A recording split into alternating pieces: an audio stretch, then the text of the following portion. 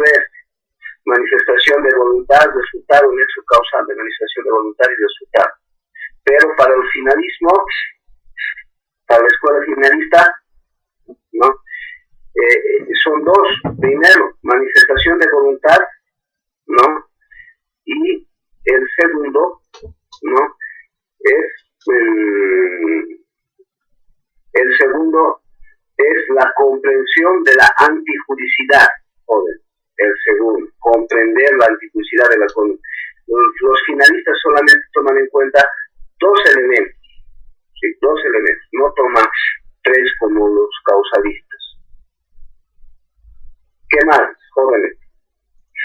A ver, tema número 17. ¿Qué es el cuerpo del delito? El corpus delicti, ¿no?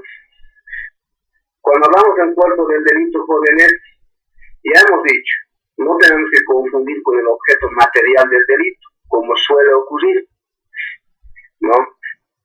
Generalmente, el objeto material del delito es la persona o cosa sobre el cual recae la acción criminal. Así, por ejemplo, en el delito de robo, ¿no? En el delito de robo, ¿no? La acción criminal, ¿dónde recae? Recae en el bien mueble que se apropia la gente del delito. En cambio, cuando hablamos del corpus delictivo, nos referimos a los elementos constitutivos de la acción típica, es decir, del concepto mismo del delito. ¿Cuántas veces yo lo he dicho? ¿No? Por ejemplo, los elementos constitutivos del delito del robo, ¿cuáles son? El que se apropiare de un bien mueble ajeno con fuerza en las cosas, violencia o intimidación en las personas. Ese conjunto de conocimientos viene a ser, jóvenes, elementos constitutivos del tipo, por lo tanto, el corpus delicti, el cuerpo del delito. ¿Ya? No vamos a confundir con el objeto material del cuerpo del delito. ¿Ya? Ahora, otra pregunta, ¿cuál es la diferencia entre el elemento subjetivo y el elemento objetivo? Bueno, ya hemos hablado, el elemento subjetivo es la psiqui de la persona, ¿no? El elemento subjetivo de la persona. En el tipo penal siempre se existe y se va a describir elementos subjetivos también. Así, por ejemplo, hemos dado el ejemplo del latigano, ¿no ves? El del delito de bigamia, por ejemplo, ¿no? El que sabiendas contrajere segundas nupcias sin estar disuelto la primera nupcia, ¿no? Ahí, por ejemplo, el que sabiendas contrajere segundas nupcias sin estar disuelto el primero, ¿no? Entonces, en esos casos, ese es el elemento subjetivo, ¿ya? Del tipo. Todos los tipos penales tienen elementos subjetivos, ¿no? Y esto ha sido ampliada con mayor relevancia por la teoría finalista, el elemento subjetivo del tipo penal. Y en cambio el elemento, aquí nos estamos pidiendo, el elemento objetivo es todo lo que se puede percibir con nuestros sentidos, lo que podemos ver en el delito. Por ejemplo, el que se apropiare de un bien mueble ajeno, con fuerza en las cosas, ¿no? Entonces, ahí, por ejemplo, jóvenes, ahí la víctima está observando o puede observar, o una persona ajena puede observar cómo un agente está apropiándose de un bien mueble ajeno. Es decir, el tipo penal también describe hechos fácticos que pueden ocurrir en la realidad. Eso es el tipo objetivo. Otro que dice, ¿qué es el elemento normativo del tipo penal? Y esto hemos explicado con mayor razón y es muy importante. El elemento normativo del tipo penal, jóvenes, es aquella posibilidad que tiene el juez, ¿ya?, de aplicar, ¿ya?, una norma de relevancia social, una norma puede ser una norma jurídica, una norma moral, ya una norma que necesariamente tiene que ser aceptada a nivel social. Es decir, muchas veces el tipo penal no describe ya determinados elementos, ya. Por lo tanto, el juez se ve obligado a revisar normas, como por ejemplo normas civiles, normas de derecho internacional, otras normas para poder resolver, para poder dilucidar ya un elemento constitutivo del tipo penal. Ya. Así, por ejemplo, hemos dado el ejemplito del delito de falsedad, por ejemplo. En el delito de falsedad dice el que forjare en todo el parte un documento público falso. Aquí, ese vocablo documento, ¿cómo lo entendemos? ¿Qué es el documento público? ¿Qué es el documento privado? Entonces, para resolver esa cuestión y poder hacer una correcta tipificación de la acción criminal, el juez no tiene otra que acudir a una norma civil, porque en la norma civil va a explicar qué es documento público, qué es documento privado. A partir de ahí, ¿no?, va a poder interpretar mejor el tipo penal, ¿no? El juez va a poder interpretar mejor el tipo penal acudiendo a otras normas, como por ejemplo al derecho civil, ¿no? Entonces, mejor va a poder dilucidar qué es documento. Todo eso, ¿para qué? Para que se haga una correcta tipificación. Por eso hablamos del elemento normativo del tipo penal.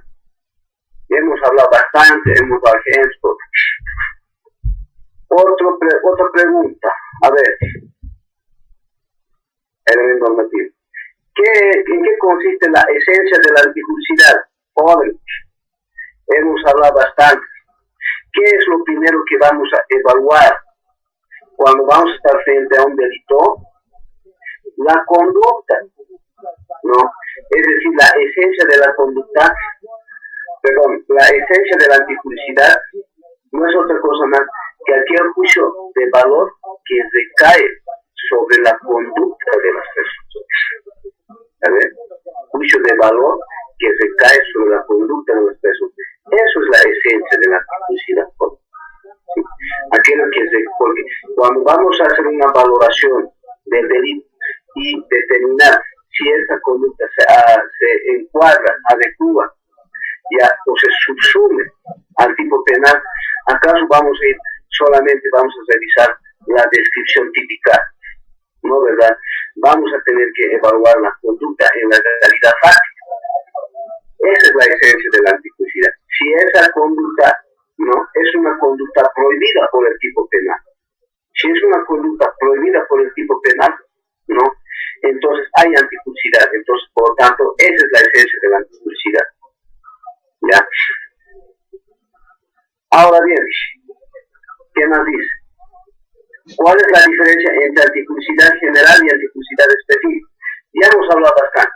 La antijuricidad general se refiere a aquella antijuricidad, ¿ya?, aquella conducta ilícita, aquella conducta contrario a todo el ordenamiento jurídico. ¿Sí? Eso es la antijuricidad general, ¿no?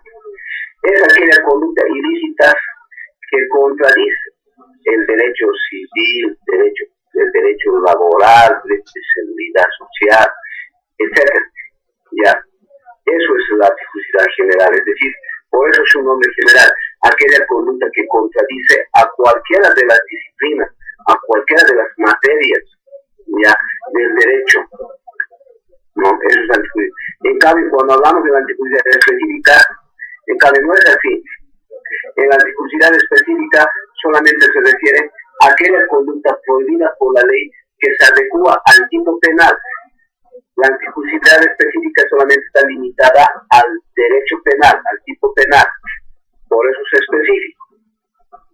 En cambio, el genérico no, a todo el ordenamiento. Ahora, ¿qué nos dice? antijudicidad formal y antijudicidad material, ¿no?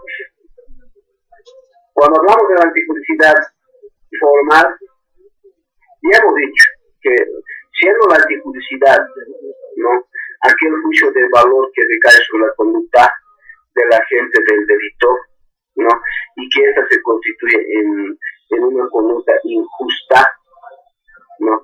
Entonces, el trabajo ya de adecuar ya esa conducta antijurídica al tipo penal se la denomina antijudicidad formal, ya, porque en el momento en que nosotros vamos a adecuar la conducta antijurídica al tipo penal, vamos a llevar adelante la antijudicidad formal, es decir, vamos a adecuar a la formalidad, es decir, al tipo penal.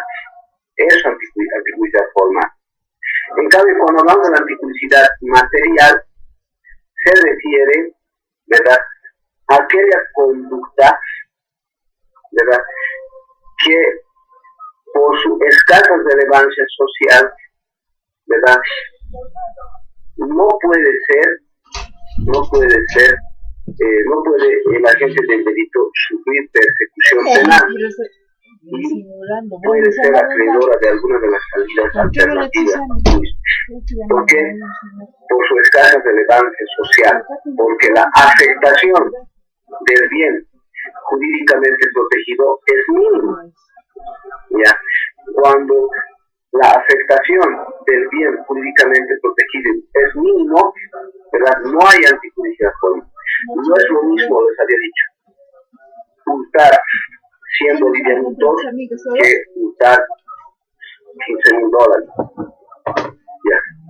En el caso de hurtar $15,000, en el presunto o en el supuesto de hurtar 100 bolivianos, en ambos casos hay antijudicidad formal. ¿Ya? En ambos casos hay antijudicidad formal. Pero lo que en ambos casos no hay es la antijudicidad material. ¿Ya? Por ejemplo, en el hecho de hurtar 100 bolivianos no hay antijudicidad material, porque la afectación mínima, la afectación al bien jurídicamente protegido es mínimo. ¿Sí? 100 bolivianitos, el órgano jurisdiccional, ¿verdad?, existiendo tantos casos difíciles, ¿no?, de relevancia social, no puede ser que con 100 bolivianitos se pueda hacer la persecución penal. ¿Ya? En ese caso no hay antijudicidad material. Pero otra cosa es cuando el hurto está referido a $100,000 o $20,000, digamos. No es otra cosa, ¿no? Entonces ahí sí encontramos la antijudicidad material, porque la afectación, ¿no?, al bien jurídicamente protegido ya no es mínimo, ¿no? Ahí sí hablamos del principio fragmentario del derecho penal, en el sentido de que solamente se puede perseguir penalmente cuando existe, ¿verdad?, afectación relevante del bien jurídicamente protegido, caso en el cual estamos frente a la antijudicidad material. Eso nos hablamos. ¿Qué es la antijudicidad subjetiva? Bueno, si bien la esencia de la antijudicidad es el juicio de valor que recae sobre la conducta de las personas jóvenes o del delincuente, no. Eso es una antijudicidad objetiva. ¿Por qué? Porque se puede hacer una evaluación, ¿no?, de la conducta del agente del delito, ¿no?, en el sentido de que podemos percibir fácticamente la acción criminal en la realidad, ¿no? Por lo tanto, ahí estamos frente a una antijudicidad objetiva, porque se puede percibir a través de nuestros sentidos. Pero en la antijudicidad subjetiva es la psique de la persona.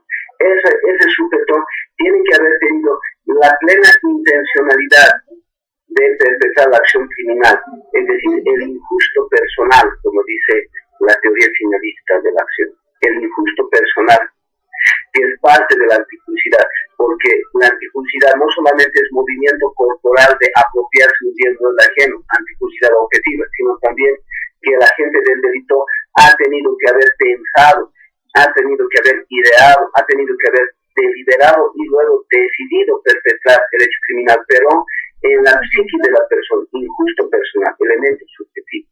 Es la antijuicidad subjetiva. La causas de justificación. ¿Qué es el principio de ausencia de interés preponderante? Muy importante, ¿no? La ausencia de interés preponderante, ¿no? Es uno de los fundamentos de las causas de justificación, ¿no? El delito también se puede justificar cuando la conducta es injusta, ya hemos manifestado, ¿no? Porque si el delito fuera justa, si el delito es justo, se puede justificar, ¿no? Pero hay conductas justas y hay conductas injustas, aunque tipificadas. Por decir, puede haber una acción que esté tipificada como delito, pero que sin embargo esa acción haya sido justa, caso en el cual estamos en las causas de justificación, por eso invocarlo justa, causas de justificación, legítima defensa, estado de necesidad, ejercicio de un derecho, ejercicio de un oficio, cargo, etc. Son causas de justificación, ¿no? Por lo tanto, cuando hablamos de las causas de justificación, estas causas de justificación también tienen sus fundamentos, como por ejemplo, principio de ausencia de interés, principio de interés preponderante. Si estamos hablando del principio de ausencia de interés, significa que en este caso la agente del delito, la víctima no tiene el mínimo interés de proseguir la acción, ¿no? O de hacer valer ya su derecho a la persecución penal, ausencia de interés. Entonces, nos se ha dado a entender de que esa ausencia de interés puede ser también causa de justificación de la acción criminal. ¿Qué más tenemos?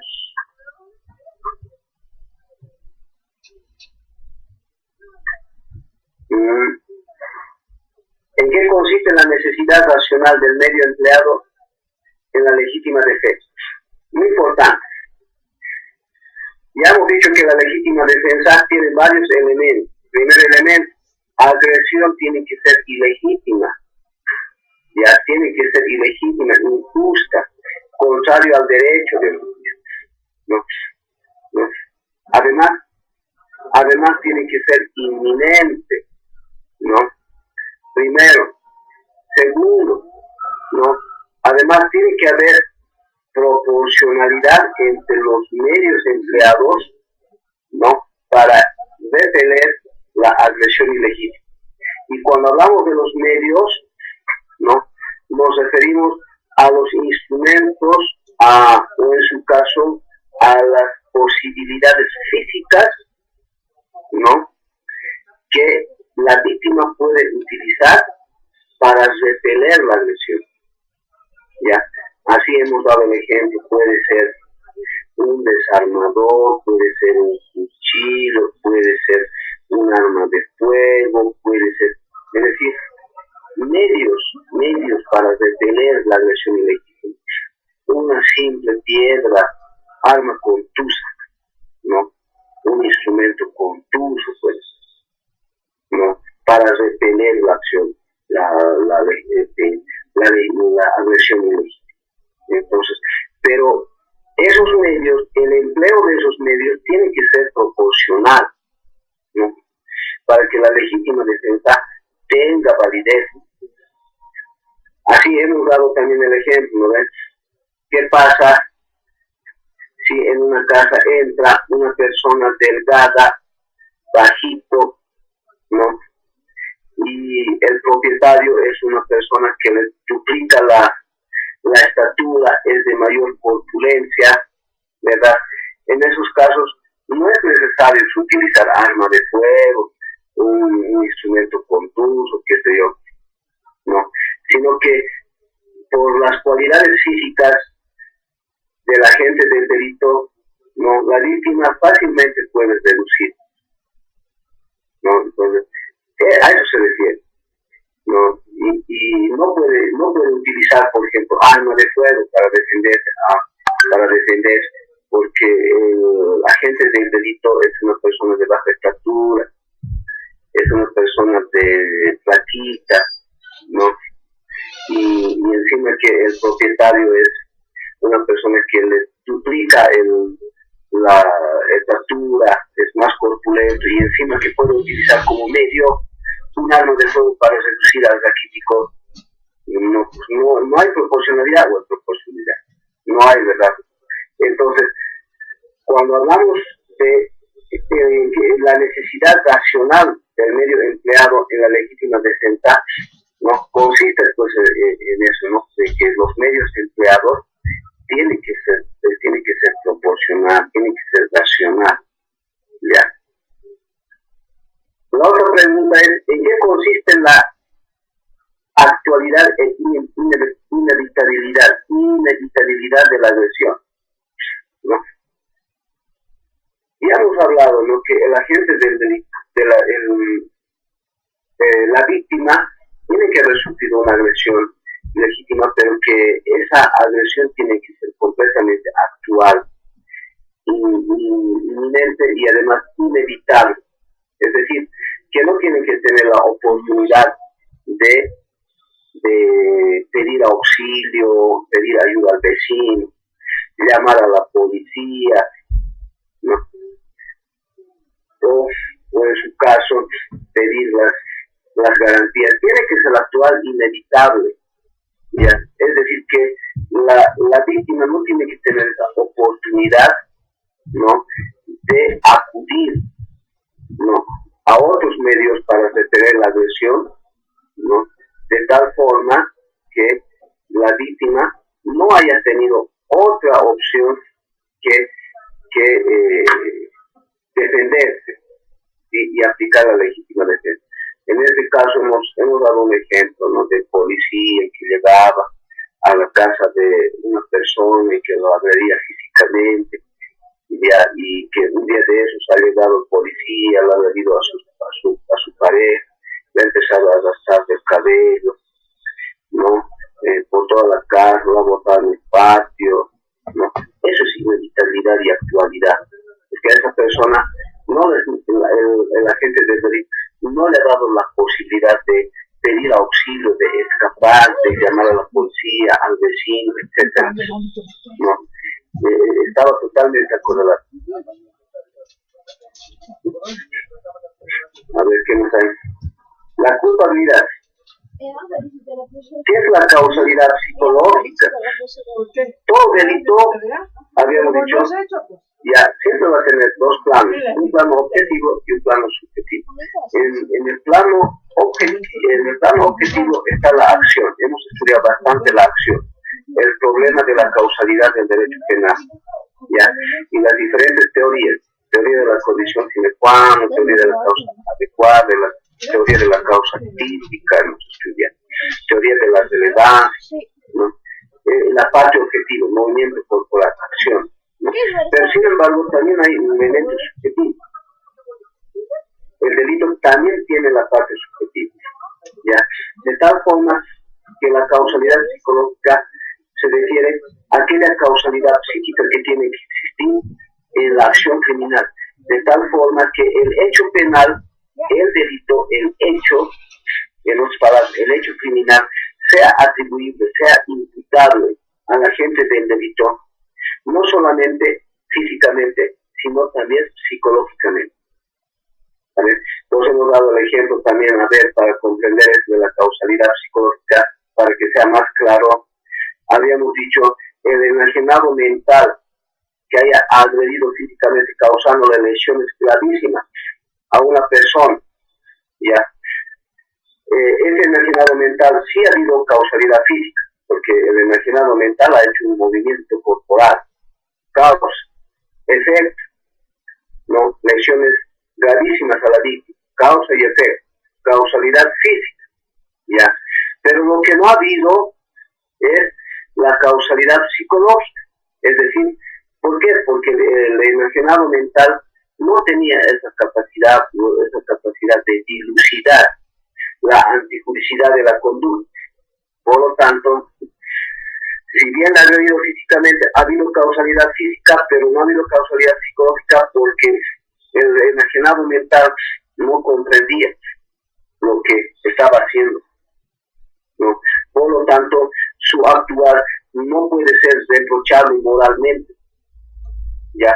Por eso hemos hablado de que la culpabilidad es un juicio de reproche por la ejecución de un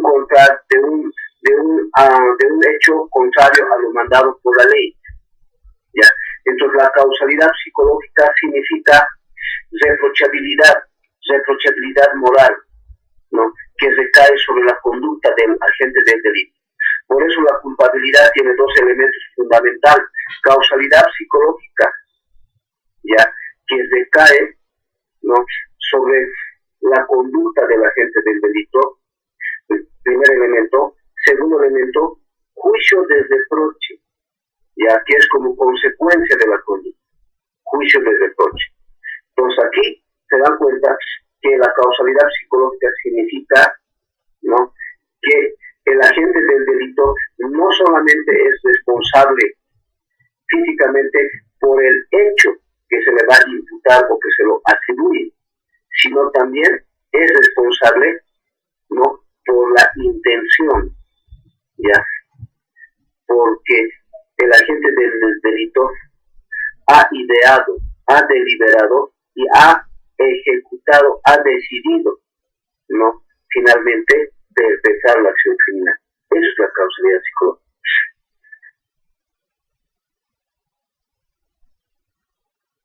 ¿Cuáles son las condiciones del libre albedrío? Son dos condiciones fundamentales, ¿ya? Primera condición del libre albedrío es fundamentalmente la capacidad inteligente, ¿ya?, que tiene el agente del delito de discernir entre lo bueno y lo malo, ¿ya? El agente del delito tiene que gozar de su capacidad intelectual y discernimiento, ¿no?, para comprender lo bueno, lo malo, lo justo y lo injusto, ¿sí? Ese es el libre albedrío, primer elemento. Segundo elemento, la capacidad también de elegir entre varias opciones que se presentan continuamente en la vida del agente del delito, ¿sí? Es decir, que el libre albedrío en este último elemento se refiere a que el agente del delito tiene esa posibilidad de elegir entre varias opciones. Ejemplo, el que se apropia de un bien no es el agente del delito en el libre albedrío sabe, conoce, ya, de que si se apropia un bien no es ajeno, ¿no?, va a incurrir en un delito. Pero sin embargo, como él tiene esa posibilidad de elegir, decide perpetrar la acción criminal. Entonces, ahí estamos aplicando esa posibilidad de elegir entre varias opciones que se presentan en el momento de perpetrar la acción criminal. Entonces, dos elementos, ¿no?, del libre albedrío que ha sido desarrollado por la escuela clásica. ¿Dónde estamos? ¿En qué consiste el actio liberae in causa? El actio liberae in causa significa en castellano, ¿no?, libres en causa, pero predeterminados en el efecto. Actio liberae in causa.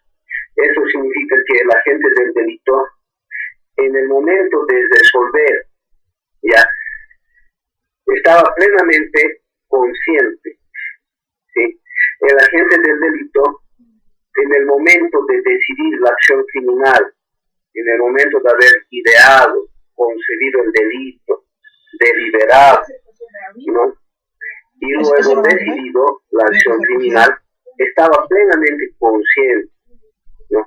Pero que sin embargo, para eludir la acción de la justicia y la responsabilidad penal, decide, ¿verdad?, decide causarse ya su inimputabilidad para perpetrar y ejecutar la acción criminal.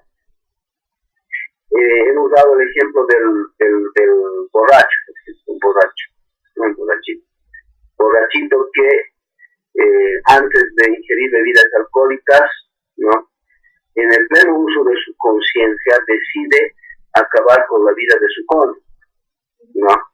Planifica, piensa, ¿no? Considera el elemento interno del hipercriminal, concepción del delito, deliberación del pro y la contra, finalmente decisión, pero que sin embargo para ejecutar la acción criminal, elemento externo, ¿no?, decide ingerir bebidas alcohólicas, ¿no?, eliminando o dejando sin efecto su capacidad de discernimiento y inteligencia, de tal forma que su conciencia, ¿verdad?, pero sin embargo ya estaba determinada, ¿sí?, para perpetrar el hecho criminal y perpetra la acción criminal en un estado de inconsciencia. Entonces eso es el acto liberal sin causa, no libres en causa, pero predeterminados en el efecto.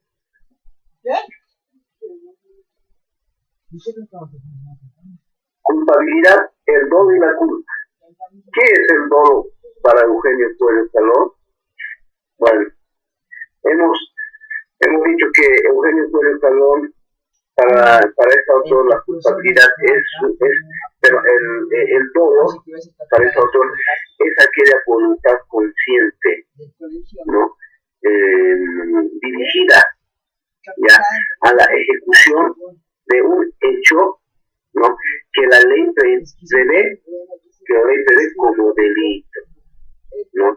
Ahí está la concepción del Eugenio Coelho Calón sobre el dolo, de tal forma que el dolo tiene dos elementos fundamentales, ¿no? Primero, el elemento cognitivo, conocimiento, y segundo, el elemento volitivo, voluntad, ¿no? Y hemos dado también ejemplos, ¿no? Hemos dado, por ejemplo, hemos citado una simple norma moral, ¿no?, y incluso religiosa, hemos dicho, una norma moral es honrar a tu padre y madre, eso es una norma. Conocimiento, honrarás a tu padre y madre, pero sin embargo, va a depender de la voluntad del agente del delito si va a cumplir ya los mandatos morales, sean religiosos o morales. Voluntad, ¿sí?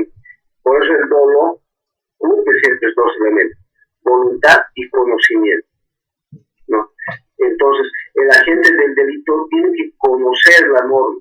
Con ello no estoy diciendo que todos tenemos que tener conocimientos jurídicos, todos tenemos que ser abogados, no, sino conocimiento de la norma significa que el agente del delito tiene que comprender que lo que está haciendo es antijurídico, está prohibido, apropiarse lo ajeno no está bien, comprende, conocimiento, pero sin embargo, sabiendo que apropiarse lo ajeno, ya teniendo conocimiento, lo hace a voluntad, decide voluntariamente perpetrar el hecho criminal.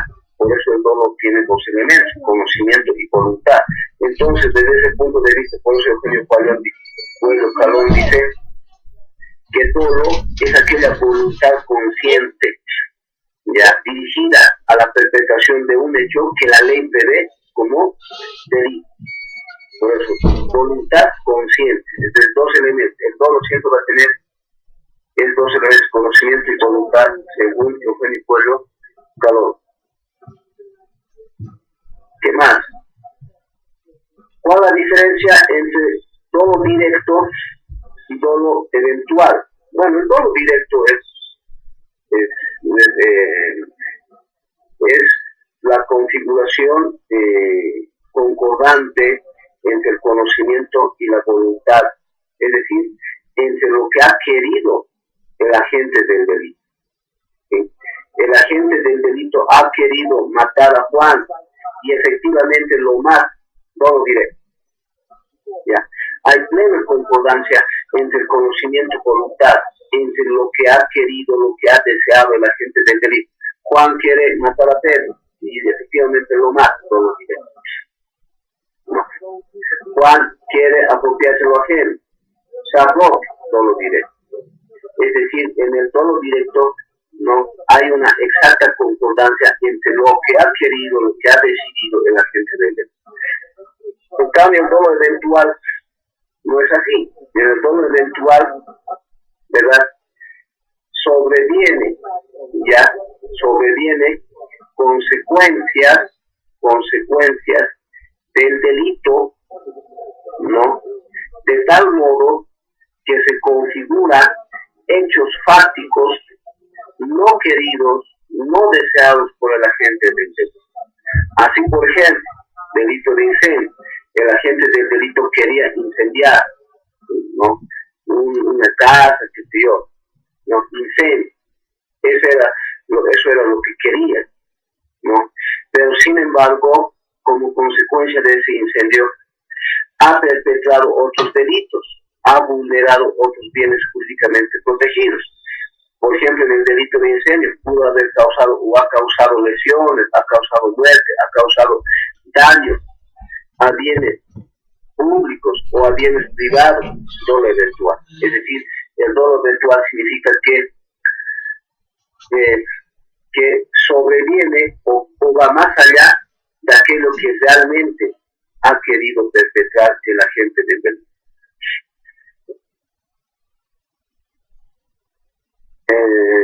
¿Cuál es la diferencia entre culpa consciente o con representación, culpa inconsciente o sin representación?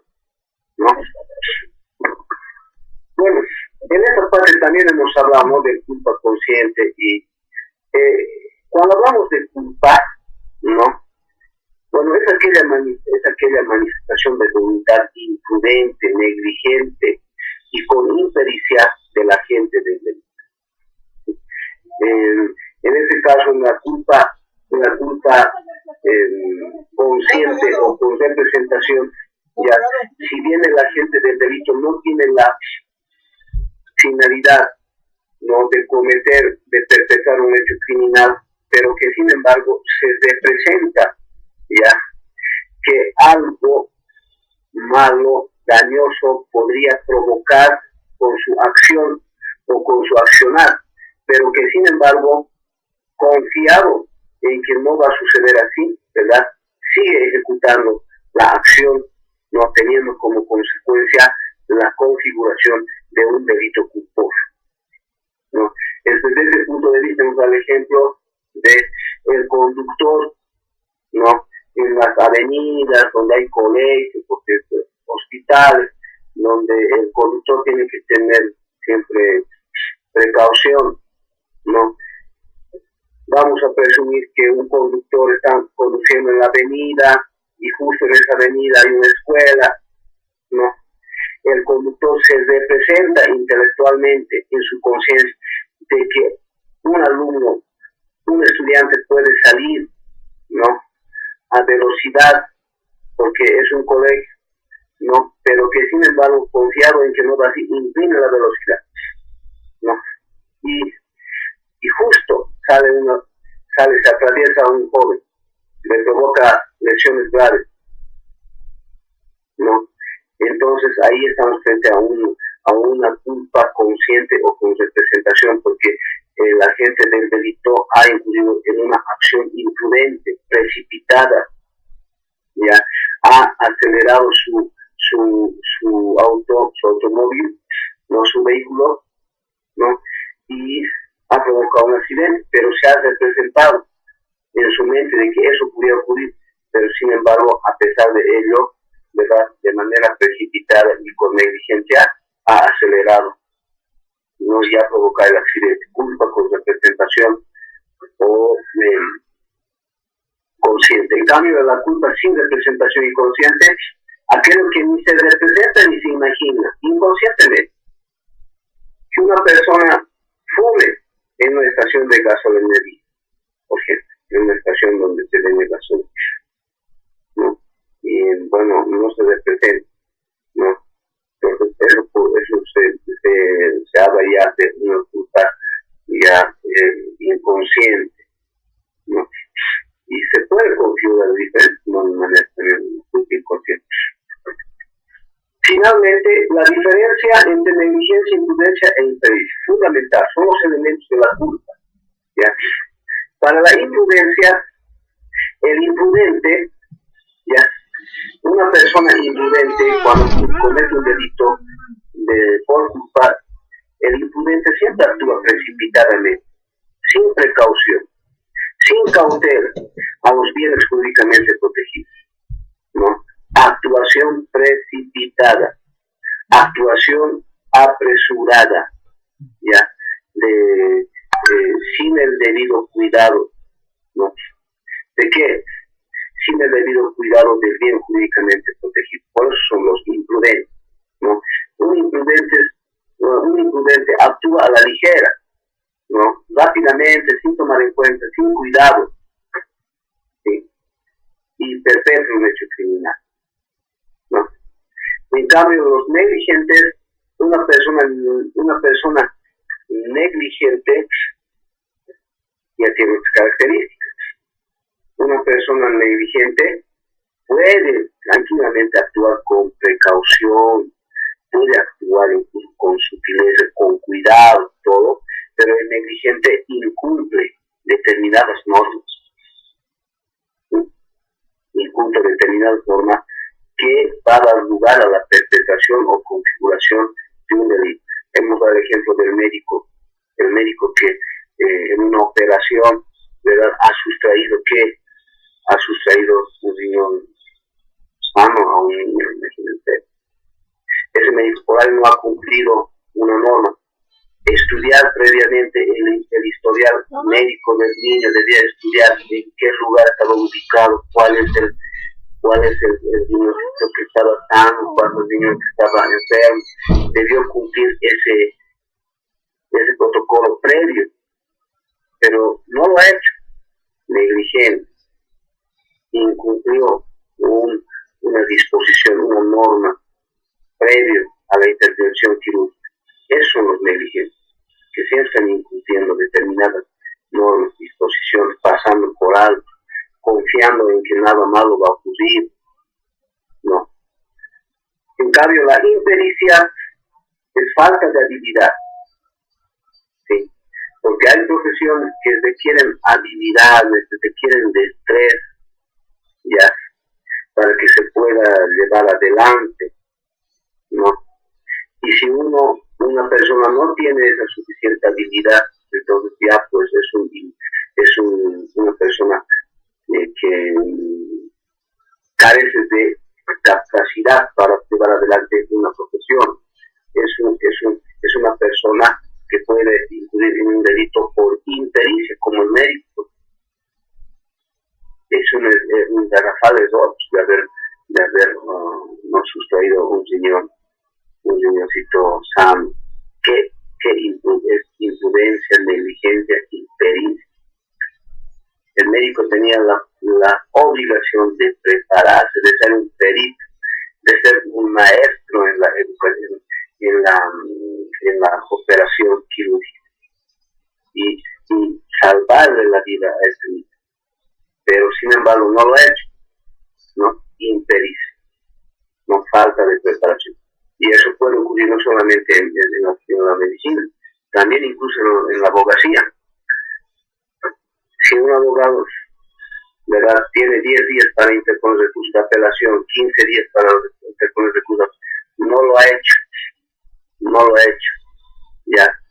Ahí, por ejemplo, ahí está la negligencia, ya, incumplimiento de las normas.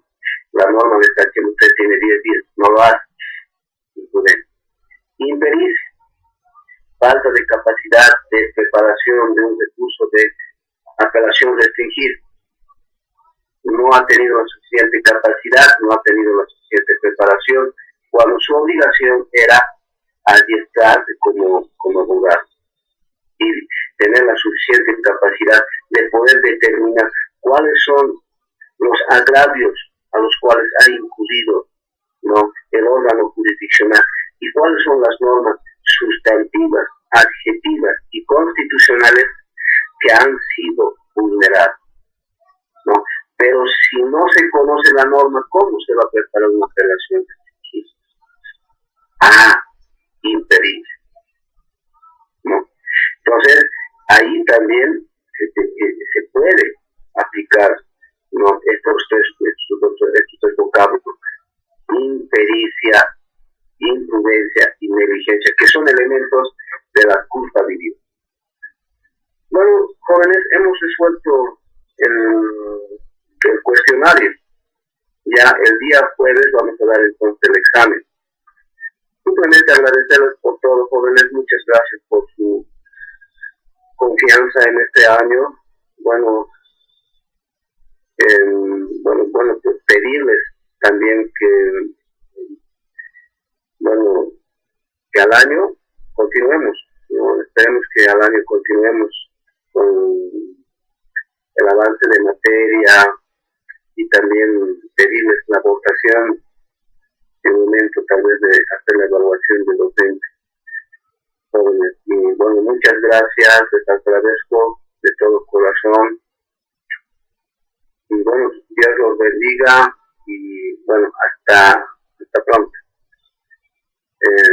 Hasta pronto, jóvenes, y muchas gracias. Y yo me siento muy agradecido ya por la invitación que ustedes me han dado. No solamente ha sido este año, también el año pasado, ¿no? Y bueno, me siento muy agradecido, jóvenes, por la oportunidad que me brindan.